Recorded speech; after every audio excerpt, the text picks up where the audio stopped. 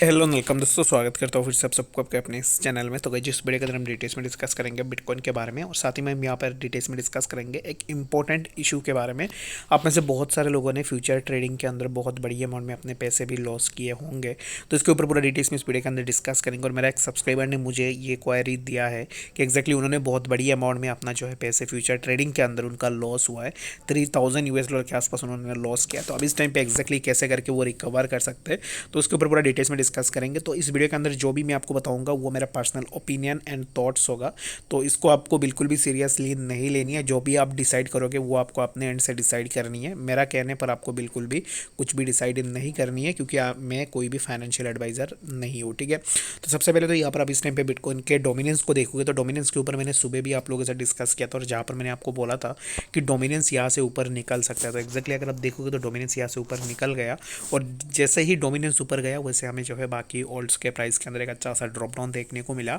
और अभी इस टाइम पे जो भी ड्रॉप डाउन हुआ है एग्जैक्टली उसी ड्रॉप डाउन का मैं वेट कर रहा था, जिसके कारण मैं शॉर्ट कर रहा था। एग्जैक्टली ओपी के अंदर स्टॉप लॉस हिट हुआ है, बट उसमें मुझे कोई भी फर्क नहीं पड़ता है, क्योंकि मैंने आज सुबह से जितने भी ट्रेड्स लिए हैं हर एक ट्रेड के अंदर मैंने अराउंड जो है यहाँ पर $5 to $10 करके मैंने प्रॉफिट जो है किया है। स्पॉट के अंदर जो है यहाँ पर जब मैंने ट्रेड लगाया उसके तुरंत बाद ही मुझे जो है यहाँ से प्रॉफिट देखने को मिला है। तो अभी इस टाइम पे क्या है ना कि एग्जैक्टली मैं आप लोगों को एक चीज़ बोलूँगा कि बहुत सारे लोग ऐसे सोचते होंगे कि एग्जैक्टली ये बंदा एक ट्रेड के अंदर उसका स्टॉप लॉस हिट होने के बाद वो डीसीए नहीं करता है, बट यहाँ पर फ्रेशली दोबारा से जो है अपना एंट्री लगा देता है। तो मैं डीसीए के खिलाफ रहता हूँ हमेशा, ठीक है। तो मैं किसी ट्रेड के अंदर डीसीए में नहीं जाता हूँ। अगर मैं ऐसा अपना यहाँ पर जो है प्लान बनाता हूँ कि एग्जैक्टली इस कॉइन के अंदर इस पर्टिकुलर पॉइंट पर मैं इतनी अमाउंट का मैं लगाऊंगा, और बाद की आगे जाने के बाद अगर प्राइस ऊपर जाता है तब जाके जो है मैं और भी थोड़ा अमाउंट लगाऊंगा। तो ऐसे करके मैं ट्रेड लेता हूँ, और यहाँ पर बहुत कम लेता हूँ। अगर मैं 100 ट्रेड ले रहा हूँ तो 100 में से एक ट्रेड के अंदर ऐसा करता हूँ। बाकी ट्रेड्स के अंदर मैं एक ही साथ में अपना फंड्स को लगाता हूँ, और उसके बाद मेरा जहाँ पर भी स्टॉप लॉस होता है वो स्टॉप लॉस अगर हीट होता है तो उसके बाद मैं उस कॉइन को देखता हूँ। और अगर मेरा कन्विक्शन रहता है उस कॉइन के अंदर कि ये कॉइन नीचे आना चाहिए था, बट यहाँ पर जो है अनफॉर्चुनेटली कुछ फेक आउट के कारण प्राइस ऊपर चला गया, तो मैं उसी कॉइन के ऊपर दोबारा से अपना शॉर्ट पोजीशन हो या फिर लॉन्ग पोजीशन हो, जो भी साइड हो उस साइड के अंदर मैं अपना ट्रेड को लगा देता हूँ, ठीक है। जैसे कि सीटीएसआई के अंदर भी आपने देखा होगा, एसएफपी कॉइन के अंदर देखा होगा। जितने भी लोग मुझे अराउंड 5 to 6 मंथ पहले से फॉलो कर रहे हैं उन्होंने देखा होगा कि एसटीजी बोल के एक कॉइन है, उस कॉइन के अंदर भी हमने बहुत अच्छा खासा प्रॉफिट भी जनरेट किया है। तो कुछ ऐसे कॉइन्स हैं जिन कॉइन्स के अंदर सिमिलर काइंड ऑफ चीज़ें हो सकता है, और एक्जैक्टली उन कॉइन्स से आप एक अच्छा खासा प्रॉफिट भी जनरेट कर सकते हो। तो इस वीडियो के अंदर मैं यहाँ पर ये सब चीज़ों के ऊपर इसलिए बता रहा हूँ क्योंकि बहुत सारे लोगों का मेरे पास मेल्स आता है। तो मैं ऐसा ट्रेडर नहीं हूँ जो एक ट्रेड लेने के बाद जो है यहाँ पर ट्रेडिंग को छोड़ के चला जाए। तो मैं ट्रेड को रिपीट करता हूँ जस्ट बिकॉज मेरा सीटीएसआई में अराउंड जो है $7.98 के आसपास जो है मेरा लॉस हुआ था क्रॉस में, ठीक है। और उसके बाद मैंने जो है यहाँ पर अराउंड समवेयर अराउंड $15 के आसपास मैंने सीटीएसआई के से प्रॉफिट भी किया है। तो एट ऑलमोस्ट डबल। अगर मैं डर जाता यहाँ पर और मैं सोचता कि एग्जैक्टली यहाँ पर मैंने जो पहले ट्रेड लिया था उस ट्रेड के अंदर भी मेरा एसएल हिट हुआ है तो फिर से भी मेरा एसएल हिट हो जाएगा, तो मैं यहाँ पर जो है पूरा बर्बाद हो जाऊँगा। तो मैं ऐसा बिल्कुल भी नहीं करता हूँ। अगर मैं ट्रेड ले रहा हूँ तो मैं उसको टेक्निकली देख रहा हूँ। अगर मैं फेल हो रहा हूँ दैट मीन्स कि मुझे तकलीफ तो होती है कि अगर ट्रेड फेल होता है, तो आप लोगों को ऐसा लगता होगा कि एग्जैक्टली ये बंदा तो कूल रह रहा है, स्टॉप लॉस हिट हुआ है। तो ऐसा बिल्कुल भी नहीं है। जब भी स्टॉप लॉस हिट होता है तो मुझे भी पर्सनली बहुत ज़्यादा गुस्सा आता है और बुरा भी लगता है, बट इन चीज़ों से मैं सीखता हूँ कि एग्जैक्टली मैंने कहाँ पर गलती की है, ठीक है। और सीटीएसआई का जो ट्रेड था वो डायरेक्ट एक फेक आउट था सीटीएसआई की तरफ से, और मैंने नेक्स्ट जहाँ पर ट्रेड लगाया ना तो मैं रात को देख ही रहा था उस कॉइन को, और चार्ट को मैं बार बार देख रहा था, जैसे कि 1 वीक में भी देख रहा था, 1 डे में ही देख रहा था। तो एक्जैक्टली बाद में मुझे पता लगा कि एग्जैक्टली अभी फिर से इसको शॉर्ट किया जा सकता है, क्योंकि ये अभी इस टाइम पे शॉर्ट पोजीशन पे ही चल रहा था, ठीक है। अगर बीटीसी बहुत ज़्यादा ऊपर भी जाता ना तब भी सीटीएसआई के अंदर हमें ड्रॉप डाउन देखने को मिलता, अभी इस टाइम पे जैसे आपको ड्रॉप डाउन देखने को मिल रहा है, ठीक है। तो बाकी यहाँ पर जो भी है, अगर किसी ने भी सीटीएसआई के अंदर अपना एंट्री लिया होगा तो होप्स हो कि उसने बहुत अच्छा खासा प्रॉफिट भी यहाँ से लिया होगा, ठीक है। और दूसरी बात ये होती है कि बहुत सारे लोगों का यहाँ पर रिस्क एंड रिवार्ड की बहुत ज़्यादा इशू रहती है, ठीक है। तो रिस्क के लिए मैं यही बोलूँगा कि मैं 10x से ऊपर जो है अपना ट्रेड्स को नहीं लेता हूँ। अगर मैं किसी भी कॉइन के अंदर जो है यहाँ पर स्टॉप लॉस रख रहा हूँ 5.3% के आसपास, तो अगर मैं 10x से मैं अपना ट्रेड ले रहा हूँ तो मैं 50.55% लॉस से मैं अपना ट्रेड को एग्जिट कर देता हूँ।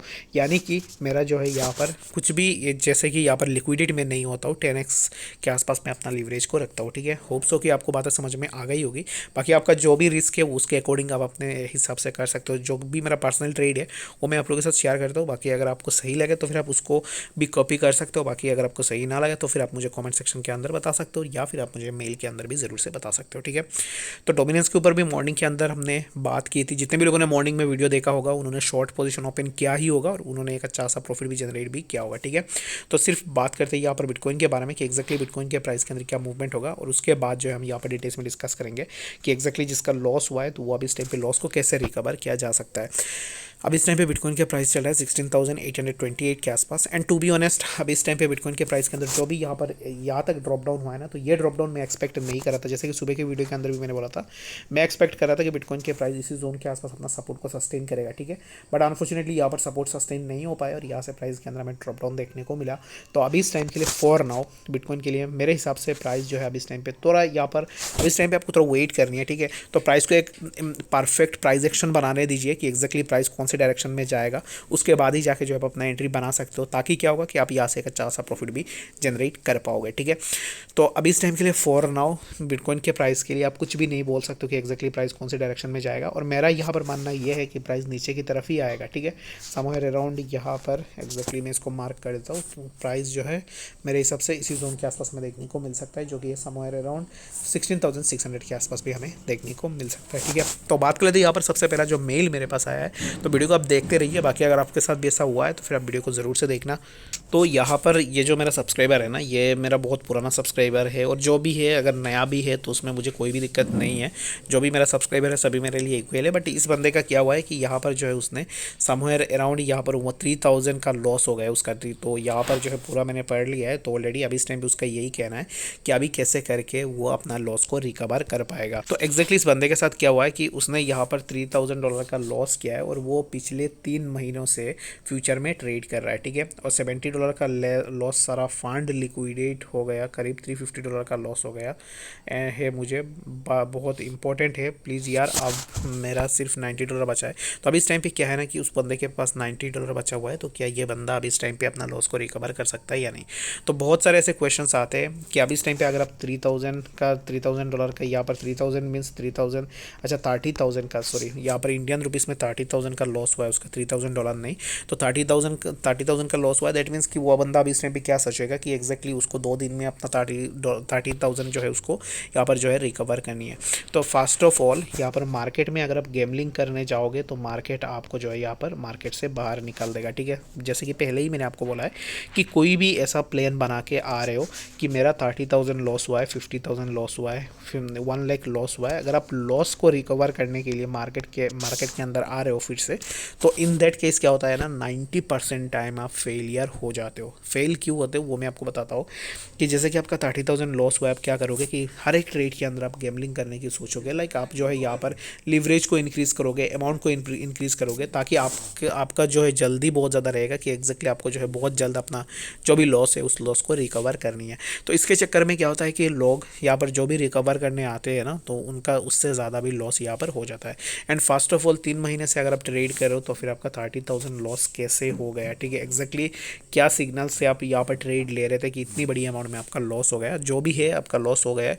बट मेरे तरफ से यही राय रहेगा कि अभी इस टाइम पे आप ये सोचो कि डेली बेसिस में आपको स्मॉल अमाउंट में एंट्री लेके और यहाँ पर जो है स्मॉल लिवरेज के साथ एंट्री लेके आपको $5 to $6 का प्रॉफिट जो है आप डेली बेसिस में सोचो। और यहाँ पर ये भी ज़रूर से सोच लेना कि एक्जैक्टली $5 to $6 में एक दिन में कमाऊँगा, तो फिर एक ट्रेड के अंदर एक दिन मेरा $6 to $7 भी लॉस हो सकता है। ये आपको पहले से ही डिसाइड करना पड़ेगा। अगर आप ऐसे आते हो मार्केट में कि अगर आपको ऐसा लगता है कि एक्जैक्टली हमेशा मैं यहाँ से प्रॉफिट करूँगा और हमेशा जो भी प्रॉफिट होगा उस प्रॉफिट से ही मैं ट्रेड करूँगा, तो ऐसा बिल्कुल भी नहीं होता है। आप जो भी प्रॉफिट करोगे आप ये सोचना कि एक्जैक्टली मेरा जो है लॉस यहाँ से हो सकता है, और कूल रह के ट्रेड करना, उसमें आपका कोई भी लॉस नहीं होगा। और ऐसे करना कि हमेशा मैं क्या करता हूँ ना कि जब भी मैं ट्रेड लेता हूँ तो मैं या तो मेरा स्टॉप लॉस हिट हो जाए या तो मेरा टारगेट हिट हो जाए, या इन वर्स्ट केस सिनेरियो अगर मुझे ऐसा लगता है कि यहाँ पर ये जो स्टॉप लॉस हिट करेगा ही, यहाँ पर कुछ ट्रेंड चेंज हो गया, तब जाके जो है मैं अपना ऑर्डर को कैंसिल करता हूँ। अदरवाइज मैं अपने ऑर्डर को कैंसिल बिल्कुल भी नहीं करता हूँ, चाहे स्टॉप लॉस हीट हो जाए या फिर टारगेट हीट हो, दोनों में से जो भी हीट होना है उसको हीट होने देते हैं। बाकी जो है अब इस टाइम के लिए फॉर नाउ जितने भी अमाउंट आपके पास है, उनका नाम क्या था, कुलदीप चौधरी, तो उनको मैं यही बोलूँगा कि अब इस टाइम पे जो भी अमाउंट आपके पास है उन अमाउंट को आप डिवाइड करो, डिवाइड करके आप ट्रेड लो, ठीक है। और यहाँ पर स्मॉल अमाउंट में एंट्री लेने की कोशिश करो, गैमलिंग बिल्कुल भी मत करो। बहुत सारे लोग ऐसे हैं जो गैमलिंग करते हैं मार्केट के अंदर, ठीक है। तो गैमलिंग करके आप एक दिन जीतोगे, 2 दिन जीतोगे और 3 दिन आप जीत नहीं पाओगे, यहाँ से मार्केट आपको जो है निकाल देगा। तो अगर आप धीरे धीरे करके यहाँ से जो है अपना प्रॉफिट बनाओगे विदाउट गैमलिंग, कम लिवरेज के साथ अपना रिस्क को प्रॉपर मैनेज करके, तो आप यहाँ से एक अच्छा सा प्रॉफिट भी जरूर से ले सकते हो, ठीक है। होप सो कि इस वीडियो के अंदर आपको डिटेल्स में सब कुछ समझ में आ गया होगा। बाकी कोई वीडियो कन्फ्यूजन होगा कमेंट सेक्शन के अंदर भी जरूर से बता सकते हो। मिलते हैं नेक्स्ट इन्फॉर्मेटिव अपडेट्स के साथ, तब तक के लिए गुड बाय।